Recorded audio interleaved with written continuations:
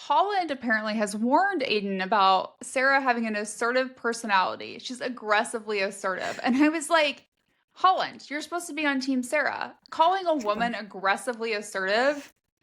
No. You would never call a man that. Knock it Right? off. I did not like that.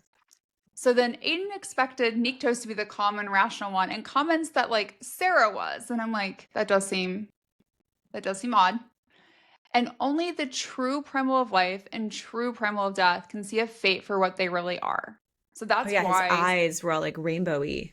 that kaleidoscope, right, that we've seen mentioned in the previous book too. Also, if a full primal war breaks out, the ancients in the ground will be disturbed. And I'm like, okay.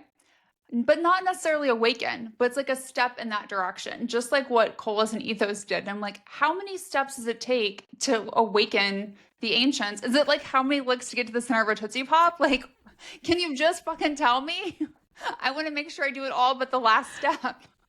Right? Yeah. Oof. And then Aydun tells her to, in super helpful language, trust your instincts, and says the following: you are what has been snipping those threads, ending some, weaving new ones. Trust your instincts, for what comes from this for if what comes from this meeting is war, it will not end, not until there's blood and bone. Huh. That sounds very familiar, doesn't it? Blood and bone, because we know that a war is going to come. We have a war in this book, and it's kind of like in the War of Two Kings, right? We learned from the Blood and Ash series, that war didn't end. It just went on pause. This war hasn't ended. It's just went on pause until there's blood and bone. And then Sera mentions how shadow stepping makes her nauseous. And Aydun replies, interesting. And I'm like, huh, because Aydun, you know she's pregnant. Help a girl out, tell a girl something. Don't just be like, interesting. And then I love it when they get to Dalos. They're made to wait for someone to like receive them, like just like outside the door. Like it's the typical like asshole Power move. Yeah, power right. move, Just right? like, can I wait? And I love her because she's like, fuck this shit, and she like brings the doors down. Yeah. And I think she's always like, Aydun, who am I allowed to kill? I'm just not allowed to kill Kolis, correct?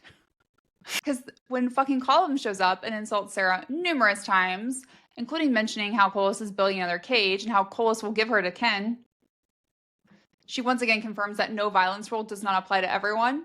Sera stabs Column with a dagger.